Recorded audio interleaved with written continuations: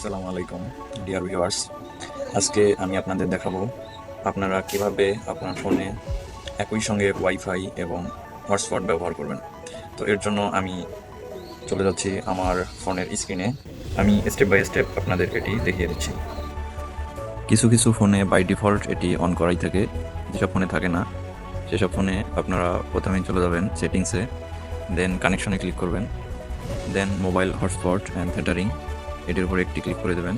দেন আপনার মোবাইল হটস্পটের উপরে ক্লিক করবেন, দেন কনফিগারে ক্লিক করার পর অ্যাডভান্স থেকে ওয়াইফাই শেয়ারিং অপশনটি অন করে দেবেন, দিয়ে সেভ করে দেবেন। দেওয়ার পরেই দেখবেন আপনার ওয়াইফাই এবং হটস্পটটি একই সঙ্গে অন হবে।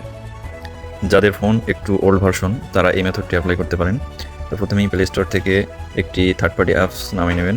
সেই অ্যাপসটি হলো নেট শেয়ার নো রুট থিয়েটারিং। তো এটি ইনস্টল হয়ে গেলে ওপেন করে নেবেন।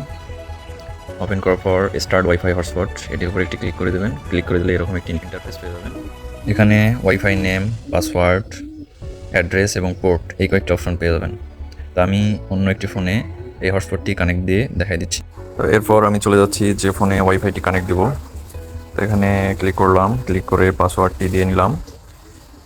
পাসওয়ার্ডটি দেওয়ার পর কানেক্ট করার পর দেখেন কানেক্টেড উইদাউট ইন্টারনেট দেখাচ্ছে। তো এই জন্য আপনি যেটা করবেন সেটা হচ্ছে প্রক্সির উপর ক্লিক করে দেবেন। প্রক্সিতে ক্লিক করার পর এখানে যে প্রক্সি হোস্ট নেমটা আছে এটা বসাই দেবেন। এটি ওই অ্যাপসের ভিতরেই পেয়ে যাবেন, সেখান থেকে জাস্ট বসাই দেবেন।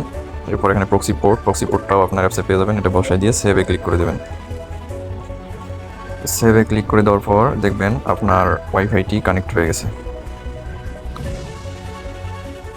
আমি আপনাদের পিসি বা ল্যাপটপে কানেক্ট দেওয়ার সিস্টেমটিও দেখাই দিচ্ছি। প্রথমে ওয়াইফাইটি ওপেন করবেন, দিয়ে পাসওয়ার্ডটি দিয়ে দেবেন। পাসওয়ার্ড দেওয়ার পর এখানেও কিন্তু নো ইন্টারনেট দেখাচ্ছে। তো এর জন্য চলে যাবেন আপনার যে সার্চ বক্সটি আছে সে সার্চ বক্সে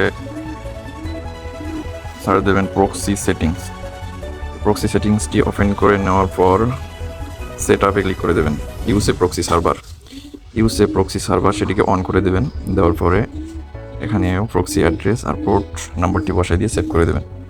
দিলেই দেখবেন যে আপনার ওয়াইফাইটি চালু হয়ে গেছে।